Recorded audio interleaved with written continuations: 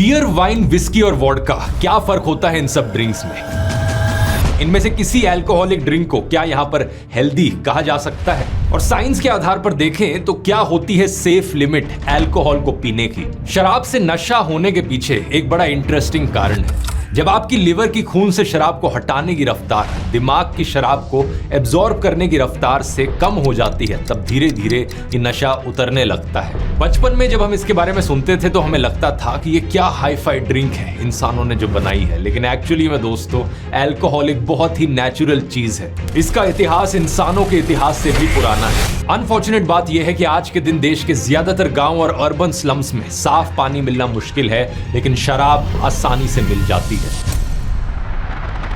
नमस्कार दोस्तों, ये कहानी है एक आम मिडिल क्लास परिवार की। बचपन में अमित वो बच्चा था जिसे घर मोहल्ले में सब आइडियल सन कहते थे। पढ़ाई में होशियार, संस्कारी और अपनी माँ का लाडला। अमित ने ना तो कभी शराब पी थी, ना ही उसे कोई इंटरेस्ट था शराब पीने में। इनफैक्ट उसे शराबियों से सख्त नफरत थी। वो शराबियों को देखकर अक्सर सोचा करता कि ये कैसे पैथेटिक लोग हैं, पैसे चुराते रहते हैं, पुलिस से पिटते रहते हैं, अपने परिवार का नाम मिट्टी में मिला देते हैं। लेकिन 18 साल की उम्र पर 12th कंप्लीट करने के बाद अमित को एक अच्छे कॉलेज में एडमिशन मिल जाता है और वहां उसकी मुलाकात होती है अपने नए दोस्तों से। पहली बार अपनी जिंदगी में अमित अपने घर से दूर था, एक नए शहर में था और यहाँ कोई प्रेशर नहीं था पेरेंट्स का। और यहीं पर पीता है अमित अपनी पहली ड्रिंक, एक सेलिब्रेशन के तौर पर। बात क्या थी कि कॉलेज के पहले टेस्ट में अमित के बड़े अच्छे नंबर आए थे। उसके नए दोस्त ये देखकर उससे बड़ा इंप्रेस्ड हो गए। उसे इनवाइट करते हैं फ्राइडे नाइट को एक पार्टी के लिए, एक सेलिब्रेशन के तौर पर। यहीं से ही धीरे धीरे उसकी ओकेजनल ड्रिंकिंग शुरू हुई। रेगुलरली इन पार्टीज को अटेंड करने की वजह से उसने नए दोस्त भी बनाए, उसे एक गर्लफ्रेंड भी मिल गई। लेकिन देखते देखते ये ओकेजनल ड्रिंकिंग वीकेंड ड्रिंकिंग में बदल गई। हर फ्राइडे शाम को ये ड्रिंक करने लगता। उसके दोस्त उसकी ड्रिंकिंग कैपेसिटी की तारीफ करने लगे, ये देखो ये कितना पी सकता है, अरे तेरी तो एक गिलास बियर में ही हालत खराब हो जाती है, अमित को देख, अमित वोडका ऐसे पीता है जैसे कि पानी पी रहा हो। कई महीनों तक, साल भर तक ऐसा ही चलता रहा। लेकिन फिर एक दिन आता है कि अचानक से अमित की गर्लफ्रेंड उसके साथ ब्रेकअप कर लेती है। उसके दोस्त कहते हैं कोई नहीं यार, तू छोड़ उसे, चल आजा एक ड्रिंक पीते हैं इस गम को मनाने के लिए। इस उदासी की वजह से अपने गम को कम करने के लिए अमित अब हर दिन शराब पीने लगा। उसकी पढ़ाई में भी परफॉर्मेंस नीचे गिरने लगी। लेकिन एक इंटरेस्टिंग चीज अमित ने नोटिस करी, जब भी वो शराब पीता उसको अंदर से एक सुकून महसूस होता।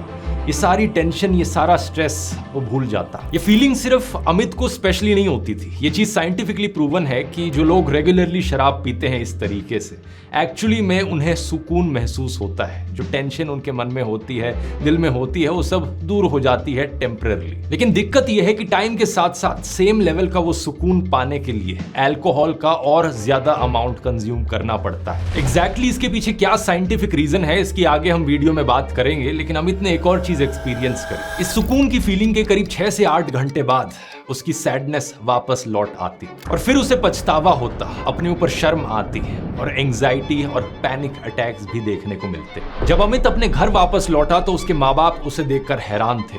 आखिर उनके लाडले ने अपनी क्या हालत बना ली थी। उसकी माँ ने हर कोशिश करी, मंदिर, तीर्थ यात्रा, साइकियाट्रिस्ट, यहाँ तक कि अमित को घोड़े का यूरिन भी पिलाया गया जिससे उसका एडिक्शन छूट सके, पर कुछ काम नहीं आया। टाइम के साथ साथ किसी और पक्के शराबी की तरह अमित ज्यादा शॉर्ट टेम्पर्ड भी होता जा रहा था। उसे छोटी छोटी बातों पर बहुत ज्यादा गुस्सा आने लगा था। कुछ समय बाद अमित की शादी होती है, अरेंज्ड मैरिज करवाई जाती है। लेकिन शादी के 2 दिन के अंदर ही उसकी पत्नी को पता चल जाता है कि अमित कितना बड़ा शराबी है। उसकी पत्नी और उसकी माँ ने पूरी कोशिश करी उसे सुधारने की, लेकिन कुछ काम नहीं आया। और फिर एक दिन अमित का झगड़ा होता है अपनी पत्नी के साथ और इस झगड़े में वो गुस्से में आकर अपनी पत्नी पर हाथ उठाता है और घर में टीवी तोड़ देता है। अगली सुबह जब वो अपने हैंगओवर में उठा तो उसे देखने को मिलता है कि उसकी माँ और पत्नी सामान पैक कर रही थी। उसकी माँ सीधा उसे कहती है, मैं अपनी बहू के साथ नौकरानी बन जाऊंगी पर तेरे साथ नहीं रहूंगी। ये कहानी दोस्तों एक सच्ची घटना पर आधारित है।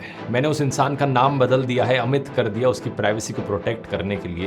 लेकिन बात यह है कि ये कहानी सिर्फ अमित की नहीं है। भारत में हजारों लाखों घरों की कुछ ऐसी ही कहानी है। ऐसे परिवार, ऐसे लोग जिनका फ्यूचर कभी बहुत ब्राइट दिखता था, लेकिन शराब ने सब खत्म कर दिया। शराब की लत ने खासकर उन परिवारों को सबसे ज्यादा मुसीबत में डाला जहां घर का इकलौता कमाने वाला सदस्य ही इसका शिकार हो जाता। इससे मानसिक तनाव और पैसों की दिक्कत दोनों होती है, क्योंकि शराब पीने वाले का टाइम और पैसा दोनों शराब पर ही खर्च हो जाता है। ज्यादा शराब पीने से लोग सिर्फ फाइनेंशियली ही बर्बाद नहीं हो रहे, बल्कि लोगों की जान भी जा रही है। इसलिए ऐसी बुरी आदत लग जाए उससे पहले अपने परिवार के बारे में सोचिए और सबसे पहले उनके फ्यूचर को सिक्योर करिए। इसके लिए मैं रेकमेंड करूंगा टर्म इंश्योरेंस, जो लाइफ इंश्योरेंस का सबसे प्योरेस्ट फॉर्म होता है। इसका सबसे बड़ा फायदा होता है कि जितनी जल्दी इसे आप लोगे उतना ही कम प्रीमियम आपको देना पड़ेगा और फिर वही प्रीमियम लाइफ टाइम के लिए लॉक हो जाएगा। यानी आपके प्रीमियम की कीमत आपके लिए फिर नहीं बढ़ेगी। आप में से बहुत से लोग जो ओकेजनली शराब पीते होंगे शायद इस कहानी को सुनते हुए सोच रहे हो कि थैंकफुली मैं एक एडिक्ट नहीं हूं। मैं कभी कभार शराब पीता हूं, लेकिन मैं एक शराबी नहीं हूं। अगर आप ऐसा सोचते हैं तो इस वीडियो को देखने के बाद आपकी आंखें खुलने वाली हैं। एक्चुअली में शराब कितनी हानिकारक है आपके लिए, क्या है सेफ लिमिट अल्कोहल को पीने की, आखिर शराब से नशा क्यों होता है और बियर, वोडका, विस्की और रम इन सब में क्या फर्क है। आइए जानते हैं इन सभी सवालों के जवाब गहराई से आज के इस वीडियो में।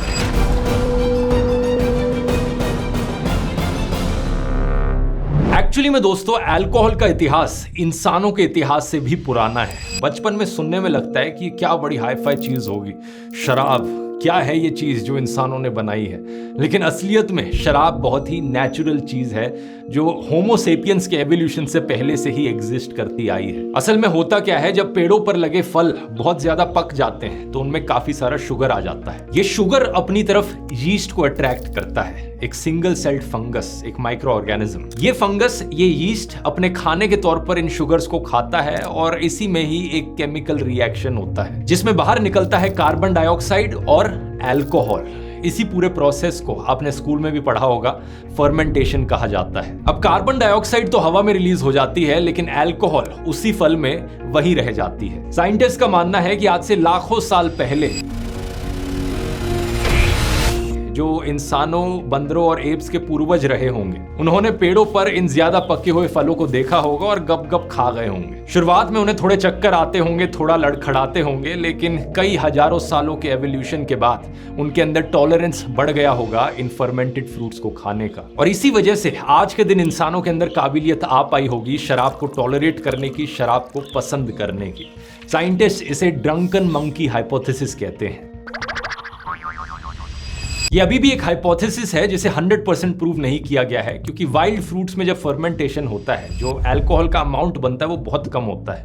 2% से कम अल्कोहल होती है इन वाइल्ड फ्रूट्स में फर्मेंटेशन के बाद। लेकिन इंसानों के आने के बाद ये भी इमेजिन करना मुश्किल नहीं है कि और किन नेचुरल तरीकों से फर्मेंटेशन हुआ होगा। आर्कियोलॉजिस्ट को चाइना के हेनान प्रोविंस के प्राचीन गांव जियाहू में 7000 BC के मिट्टी के बर्तन मिले हैं, जिनमें उन्होंने निशान देखे चावल, अंगूर और शहद से बनी ड्रिंक्स के। इसी तरह इजराइल पैलेस्टीन के हाइफा की एक प्री हिस्टोरिक केव में भी 13,000 साल पुरानी बियर के सबूत मिले हैं।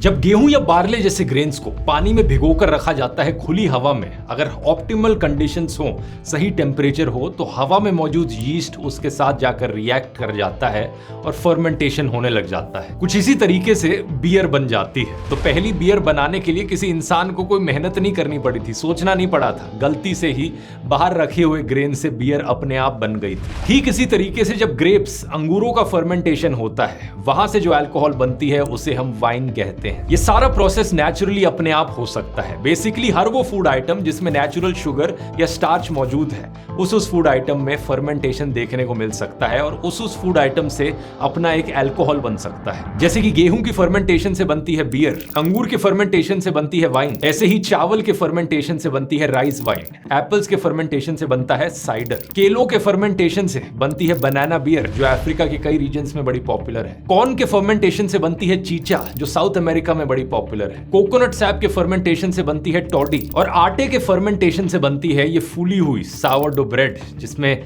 ये छेद होते हैं और ज्यादा फ्लेवर होता है। यहाँ एक्चुअली अल्कोहल का बहुत ही ट्रेस नेग्लिजिबल अमाउंट मौजूद होता है। मेनली यीस्ट के द्वारा बनाया गया बाय प्रोडक्ट यहाँ पर लैक्टिक एसिड होता है। तो हाँ, इससे आपको ये चीज भी पता चल जानी चाहिए कि अलग अलग चीजों की फर्मेंटेशन से जो अल्कोहल प्रोड्यूस हो रही है वो अलग अलग अमाउंट्स में भी हो रही है। वाइन में अल्कोहल 9 to 15% होती है, बियर में यूजुअली 4 से 8% होती है, राइस वाइन में ये 12 to 16% होती है, एप्पल्स के साइडर में ये 4 to 8% होती है। और यहाँ ये बात भी बताने वाली है कि कई फ्रूट्स की फर्मेंटेशन से ना सिर्फ इथेनॉल अल्कोहल प्रोड्यूस होता है बल्कि मीथेनॉल भी प्रोड्यूस होता है, और मीथेनॉल सीधा जानलेवा होता है। अगर एक सर्टेन क्वांटिटी में आपने उसे कंज्यूम किया तो इंस्टेंटली आपकी डेथ हो सकती है और आप अंधे भी हो सकते हो। तो ज्यादा ट्राई मत करना सड़े हुए फर्मेंटेड फलों को खाने की। नेचुरल है इसका मतलब ये नहीं कि सेफ है आपके लिए। अब यहाँ एक चीज इंसानों ने डिस्कवर करी कि ये जो सारी नेचुरल अल्कोहलिक ड्रिंक्स बन रही हैं फर्मेंटेशन से, इनमें अल्कोहल परसेंटेज 18-19% से ज्यादा ऊपर नहीं उठ रहा है, क्योंकि इससे ज्यादा अल्कोहल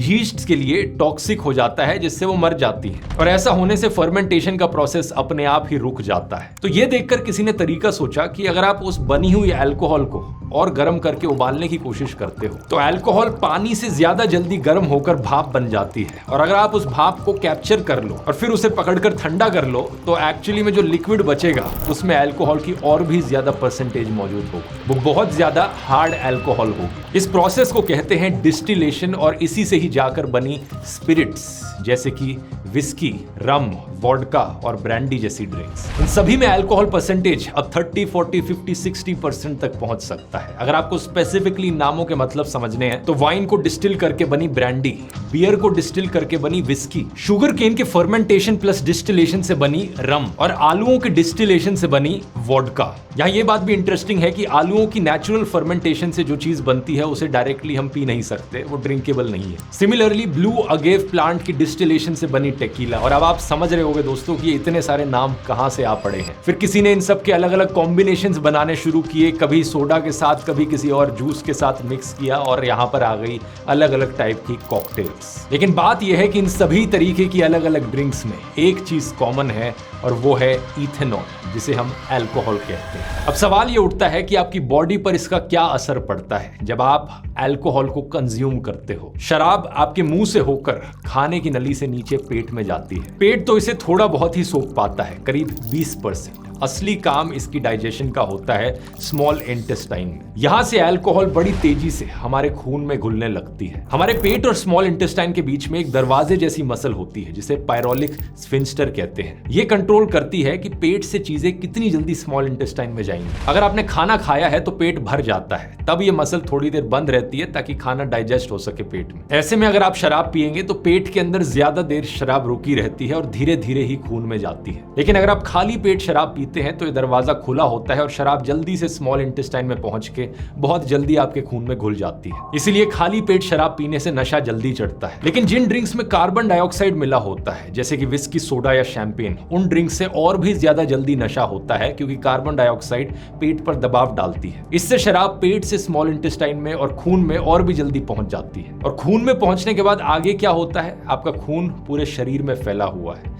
खासकर उन जगहों पर जहां आपका ब्लड फ्लो ज्यादा है वहां पर यह शराब और ज्यादा कॉन्सेंट्रेट हो जाती है, जैसे कि लिवर और ब्रेन में। लिवर हमारे शरीर का एक बहुत ही जरूरी ऑर्गन है जो गंदगी और जहरीली चीजों को साफ करने का काम करता है। लिवर में खास तरीके के एंजाइम्स होते हैं जो शराब को तोड़ने का काम करते हैं और ये काम 2 स्टेप्स में होता है। एक एंजाइम जिसका नाम है ADH, ये शराब को एसिटिल्डिहाइड में बदल देता है। एसिटिल्डिहाइड एक जहरीला केमिकल है और इसी की वजह से आपको शराब पीने के बाद हैंगओवर होता है और सिर दर्द जैसी चीजें होती हैं। फिर एक दूसरा एंजाइम है जिसका नाम है ALDH, ये इस जहरीले एसिटिल्डिहाइड को एक हार्मलेस एसीटेट में बदल देता है। एसीटेट शरीर के लिए ठीक होता है और इससे कोई फर्क नहीं पड़ता, ये बाद में पानी और कार्बन डाइऑक्साइड में अपने आप ही टूट जाता है। तो जब आपका सिर दर्द और हैंगओवर खत्म हो रहा है वो इसीलिए हो रहा है क्योंकि आपकी बॉडी के अंदर ये जो पॉइजन है इसे खत्म करने का काम किया है आपकी लिवर ने। लेकिन हमारी लिवर एक फिक्स्ड स्पीड से ही शराब को साफ कर सकती है। जैसे कि अगर एक बहुत ही छोटी सी ड्रिंक को आपने 1 से 2 घंटे के अंदर पिया हो, तो जो कि कोई भी रियलिस्टिकली पीता नहीं है,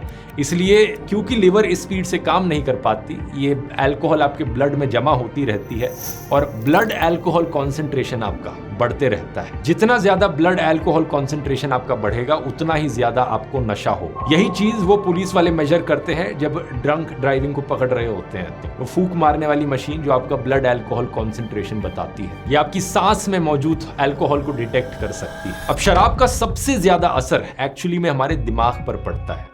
हमारा दिमाग बना है ढेर सारे न्यूरॉन्स से। ये न्यूरॉन्स आपस में बात करने के लिए न्यूरोट्रांसमीटर्स का इस्तेमाल करते हैं। अल्कोहल स्पेसिफिकली 2 न्यूरोट्रांसमीटर्स पर अपना असर डालती है। पहला है GABA, ये दिमाग का ब्रेक पेडल, ये दिमाग की रफ्तार को धीमा करता है और हमें शांत करता है। और दूसरा है ग्लूटामेट, ये दिमाग का रेस पेडल है, ये दिमाग को एक्टिव और तेज रखता है। शराब पीना GABA को बढ़ा देता है और ग्लूटामेट को कम कर देता है। इससे हमारे दिमाग के न्यूरॉन्स ठीक से कनेक्शंस नहीं फॉर्म कर पाते और हमारी ब्रेन प्रोसेसिंग की स्पीड धीमी हो जाती है। यही कारण है कि हमें शांति भी महसूस होती है, आराम भी महसूस होता है। ज्यादा पीने पर नींद भी आने लगती है और बहुत ज्यादा पीने पर दिमाग के जरूरी काम जैसे कि सांस लेना भी बंद हो सकते हैं, जो कि एक्चुअली में जानलेवा है। इसके अलावा शराब पीना दिमाग में डोपामिन नाम का न्यूरोट्रांसमीटर भी रिलीज करता है। डोपामिन हमें खुश और अच्छा महसूस कराता है। इसी तरह एंडोर्फिन्स नाम के केमिकल्स भी रिलीज होते हैं। एंडोर्फिन्स हमारे शरीर के पेन किलर्स और मूड अच्छा करने वाले केमिकल्स होते हैं। शराब पीने के बाद जो खुशी और आराम महसूस होता है उसमें एक कारण ये एंडोर्फिन्स भी है। जब लिवर की खून से शराब को हटाने की रफ्तार दिमाग के शराब से सोखने की रफ्तार से ज्यादा हो जाती है, तब धीरे धीरे नशा उतरने लगता है। मोटे मोटे तौर पर कहा जाए तो शराब आपके सिस्टम में 6 से 72 घंटे तक रह सकती है। ब्लड में 12 घंटे तक, सांस में 12 से 24 घंटे तक, पेशाब में 12 से 24 घंटे तक, ज्यादा पीने से 72 घंटे तक भी, थूक में 12 घंटे तक और बालों में 90 दिन तक भी शराब के ट्रेसेस देखने को मिल सकते हैं। अब ये सब सुनकर शायद आपको लगे कि सब कुछ सही तो है, हमारी बॉडी इससे अच्छे से डील कर पाती है। लॉन्ग टर्म में अगर आप रेगुलरली शराब पीते रहेंगे तो उसका इंपैक्ट आपकी बॉडी पर और भी हानिकारक हो जाता है। दिमाग आपका सिकुड़ने लगता है, थोड़ा छोटा हो जाता है, न्यूरॉन्स छोटे हो जाते हैं या मर जाते हैं। दिमाग का फ्रंटल लोब जो डिसीजन मेकिंग, फोकस और इमोशनल कंट्रोल में मदद करता है, शराब इसे सबसे ज्यादा डैमेज करती है। इसलिए लॉन्ग टर्म अल्कोहलिक्स अपने इमोशंस पर कंट्रोल नहीं कर पाते, बड़ी आसानी से उन्हें गुस्सा आ जाता है। हिपोकैम्पस जो दिमाग का वो हिस्सा है जो मेमोरी और रीजनिंग से कनेक्टेड है, शराब पीने से इसका भी साइज सिकुड़ता जाता है। इसके अलावा जितनी ज्यादा आप शराब पिएंगे उतना ही ज्यादा अल्कोहल इंड्यूस्ड ब्लैकआउट्स होने का रिस्क बढ़ता रहता है, यानी कि पीने के बाद कुछ भी याद ना रह पाना कि क्या हुआ। ये इसलिए होता है क्योंकि शराब हमारी शॉर्ट टर्म मेमोरी को लॉन्ग टर्म मेमोरी में ट्रांसफर होने से ब्लॉक कर देती है। मतलब आप लिटरली गजनी बन जाते हो।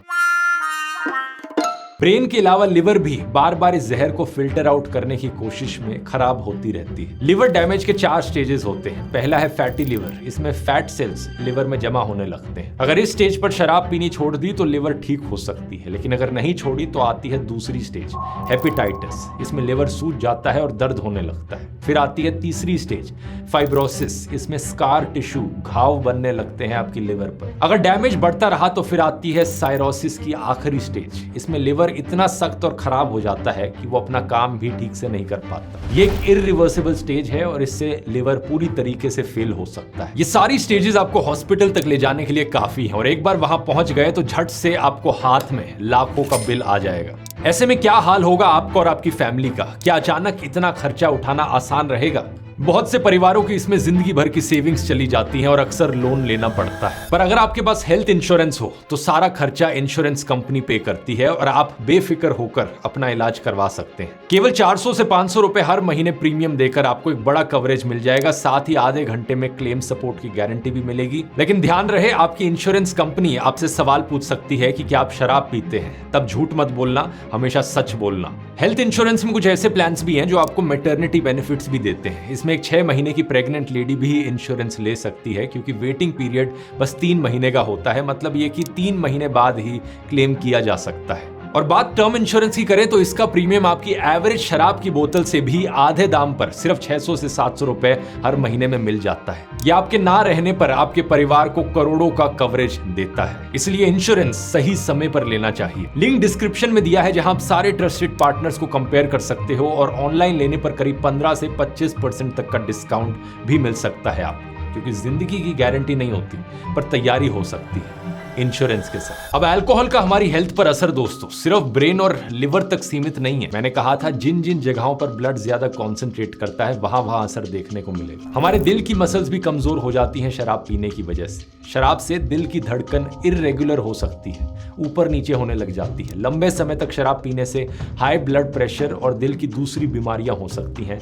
हार्ट अटैक और स्ट्रोक भी आ सकता है। हमारे डाइजेस्टिव सिस्टम के अंदर एक ऑर्गन है पैनक्रियास। ये खाने को डाइजेस्ट करने वाले जरूरी एंजाइम्स बनाता है। शराब की वजह से ये एंजाइम्स पैनक्रियास के अंदर ही काम करना शुरू कर देते हैं, यानी कि पैनक्रियास खुद ही को ही डाइजेस्ट करने लग जाता है। इसके अलावा शराब पीने से किडनी डैमेज भी हो सकता है। लिवर में बाइल जूस की प्रोडक्शन भी बढ़ जाती है जिससे डायरिया हो सकता है। और लॉन्ग टर्म अल्कोहल यूज से अल्सर्स, घाव बन सकते हैं जो पेनफुल होते हैं और इंटरनल ब्लीडिंग भी हो सकती है आपकी बॉडी में। अब आप शायद सोचोगे कि चलो मैं तो सेफ हूं, मैं सिर्फ कभी कभार शराब पीता हूं, मैं कोई लॉन्ग टर्म ड्रिंकर नहीं हूं, इसलिए ये सारी चीजें मुझे नहीं हो। लेकिन क्या आप जानते हो सिर्फ एक बार ड्रिंक करने से भी आपका इम्यून सिस्टम अगले 24 घंटे तक कमजोर रहता है। रेगुलर ओकेजनल ड्रिंकिंग से परमानेंटली भी कमजोर हो जाता है। इसलिए हैवी ड्रिंकर्स को फ्लू, कोल्ड और बाकी इंफेक्शंस ज्यादा होते हैं। ये एक बहुत बड़ी मिथ है अल्कोहल को लेकर कि एक गिलास शराब से कुछ नहीं होता। एक्चुअली में वर्ल्ड हेल्थ ऑर्गेनाइजेशन का कहना है कि कोई भी मात्रा शराब की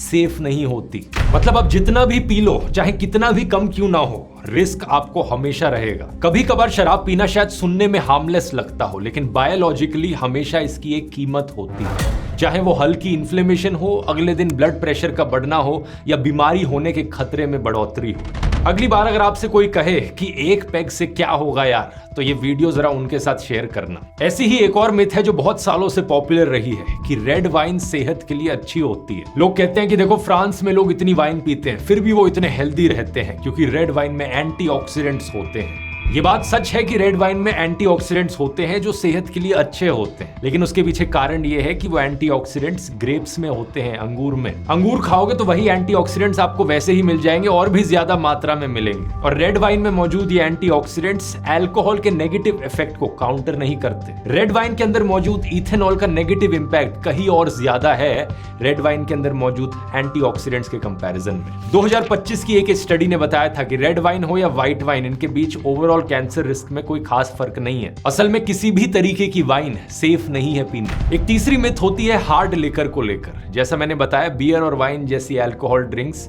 फर्मेंटेशन से बनती है। वोडका और ब्रांडी जैसी लिकर ड्रिंक्स डिस्टिलेशन से बनती है जिनमें अल्कोहल की मात्रा कहीं और ज्यादा होती है। तो कुछ लोगों को लगता है कि क्योंकि ये फर्मेंटेशन नेचुरल प्रोसेस है तो बियर और वाइन जैसी ड्रिंक्स तो सेफ हैं क्योंकि ये सॉफ्ट ड्रिंक्स हो गई हार्ड लिकर के कंपैरिजन में। लेकिन सच बात यह है कि आपकी लिवर इनमें अंतर नहीं समझ सकती। जहां अल्कोहल की मात्रा में डिफरेंसेस इन सब में देखने को मिलते हैं, लेकिन लोगों की कंजम्पशन पैटर्न्स भी उसी तरीके से बदल जाते हैं। 1 point strong beer, 1 glass wine और 1 शॉट विस्की, सब में लगभग बराबर मात्रा की ही इथेनॉल होती है, करीब 10 से 14 ग्राम। तो ये जो धारणा है कि वाइन या बियर हेल्दी है, अल्कोहलिज्म का कारण नहीं बन सकती, ये पूरी तरीके से झूठ है। अब जब ये सारे बहाने फेल हो जाते हैं तो कुछ लोग कहते हैं कि भाई ये सब छोड़ो, अल्कोहल आपको ठंडे मौसम में गर्म तो रखती है ना, इसलिए पीना अच्छा है। सच बात तो यह है दोस्तों कि ये भी एक बहुत बड़ी मिथ है। गर्मी फील जरूर होती है अल्कोहल पीने के बाद, लेकिन एक्चुअली में आपके शरीर में उससे गर्मी पैदा नहीं होती। शराब आपको शुरू में गर्म महसूस करा सकती है क्योंकि ये स्किन सरफेस के पास ब्लड वेसल्स को फैला देती है, लेकिन इससे आपका शरीर तेजी से हीट लूज करता है और आपका कोर बॉडी टेम्परेचर कम होता है और ठंडे वातावरण में हाइपोथर्मिया का रिस्क एक्चुअली में बढ़ जाता है। यानी आपको तो गर्मी फील हो रही है लेकिन एक्चुअली में आपकी बॉडी को ठंड ज्यादा लग रही है। अब ये सब सुनकर जब लोगों के पास कोई जस्टिफिकेशन नहीं बचता तो वो फाइनली कहते हैं कि ये सब बाढ़ में जाए, मेरी लाइफ में जो चाहे करूंगा। ये आर्ग्यूमेंट भी कोई जस्टिफिकेशन नहीं है क्योंकि शराब पीना सिर्फ आपकी सेहत के लिए हानिकारक नहीं है बल्कि आपके सबसे करीबी लोगों के लिए भी हानिकारक है। इंडिया में शराब के कारण डोमेस्टिक वायलेंस एक बड़ा सीरियस इशू है। एक स्टडी के हिसाब से जिन महिलाओं के पति शराब पीते हैं उनके साथ डोमेस्टिक वायलेंस होने के चांसेस 3 गुना से ज्यादा बढ़ जाते हैं। इसके अलावा ड्रंक ड्राइविंग एक्सीडेंट्स मासूम लोगों की जान लेते हैं। 2020 के साल में 8000 से ज्यादा एक्सीडेंट्स हुए देश भर में, जिनमें 3322 लोगों की मौत हुई।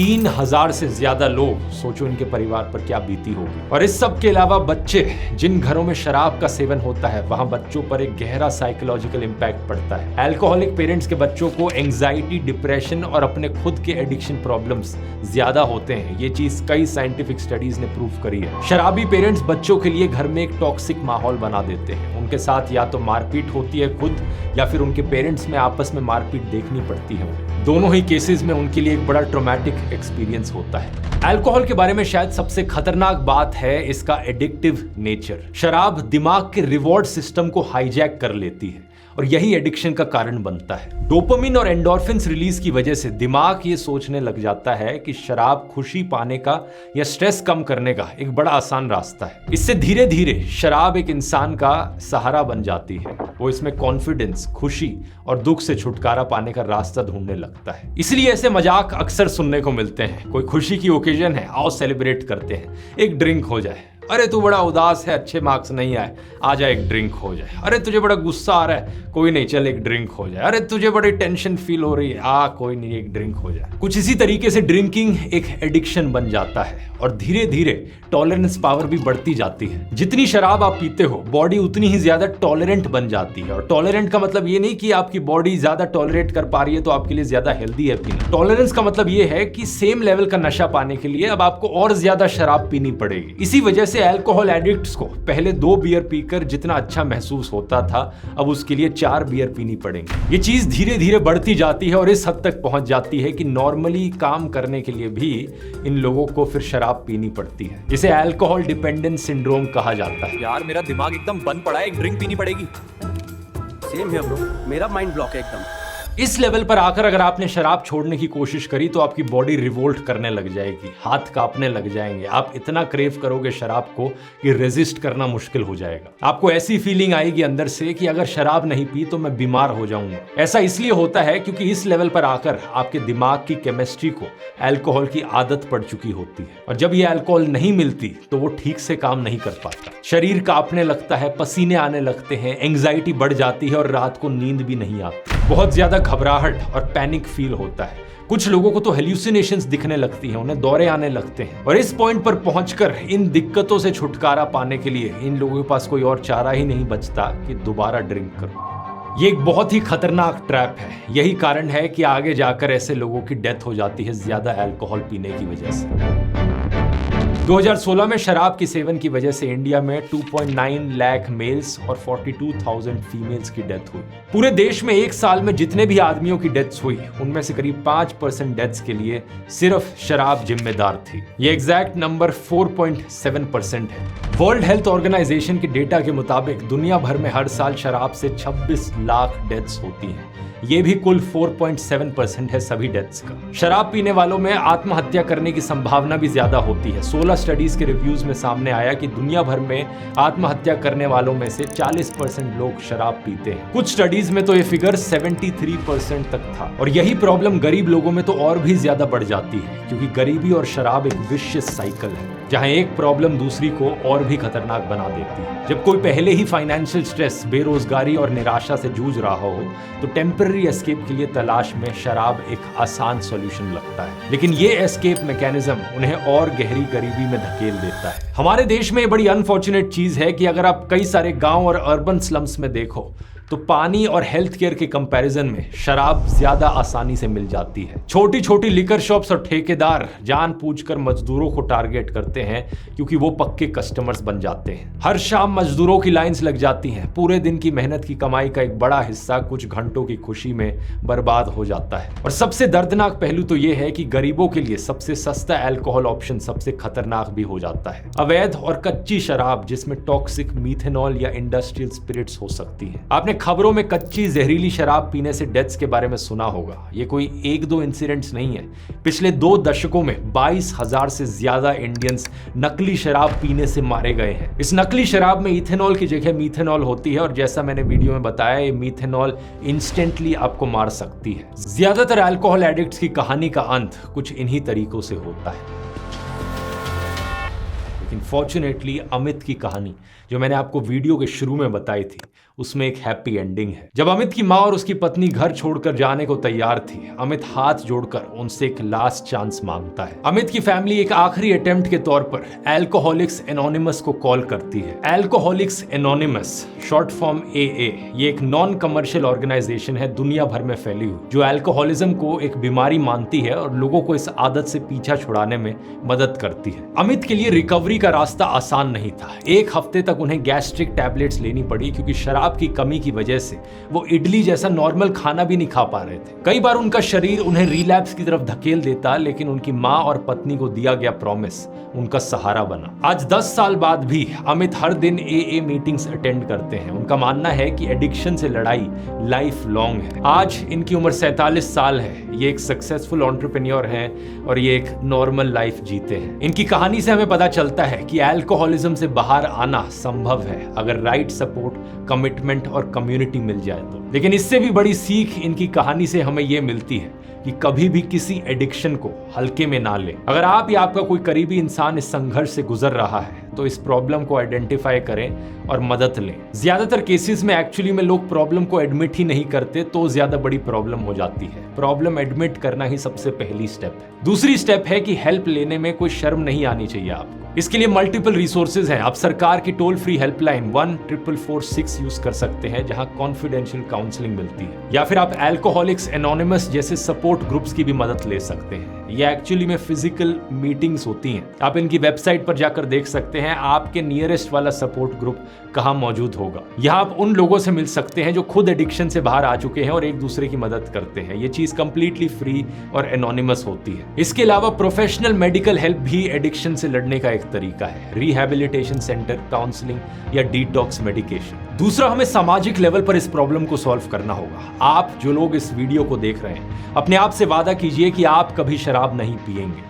और अगर आपके दोस्तों में से आपको कोई प्रेशराइज करता है शराब पीने को, तो जरा इस वीडियो का लिंक उनके साथ शेयर कीजिए। उन्हें भी पता चले कि उनकी इस छोटी सी रिक्वेस्ट का क्या इंपैक्ट पड़ता है किसी इंसान की जिंदगी पर। और इसका मतलब ये नहीं है कि आप कोई पार्टीज अटेंड नहीं कर सकते, बिल्कुल कर सकते हैं। बस अगली बार पार्टी अटेंड करते वक्त अपने हाथ में एक शराब के ग्लास की जगह पानी का ग्लास लीजिए। H2O ना सिर्फ C2H5OH से ज्यादा सेफ है, ज्यादा टेस्टी है, बल्कि आपकी सेहत के लिए भी ज्यादा बेनिफिशियल है। ये जो मानसिकता है कि एक ड्रिंक से कुछ नहीं बिगड़ेगा, इसे चैलेंज करना होगा, इससे लड़ना होगा। क्योंकि एक ही ड्रिंक है जिससे अमित जैसे हजारों लाखों लोगों की जिंदगियों का डाउनवर्ड स्पाइरल शुरू हो सकता है। सरकार को भी यहाँ पर जरूरत है एक्शन लेने की। सरकार अल्कोहल को हमेशा एक रेवेन्यू सोर्स की तरह देखती है। टैक्स लगाओ और इससे पैसे कमाओ, प्रॉब्लम को सॉल्व करने की नहीं सोचती। सरकारों को जरूरत है सरोगेट एड्स को कंट्रोल करने की। वही सरोगेट एड्स जो बड़ी चालाकी से लोगों को कहती कुछ है और बेचती कुछ है। टर्म इंश्योरेंस और हेल्थ इंश्योरेंस के लिए लिंक नीचे डिस्क्रिप्शन में मिल जाएगा। अब इनके बारे में अगर आप समझना चाहते हैं तो सरोगेट एड्स की बात करी है मैंने इस वाले वीडियो में पान मसाला का एग्जांपल यूज करके। यहां क्लिक करके देख सकते हैं। बहुत बहुत धन्यवाद।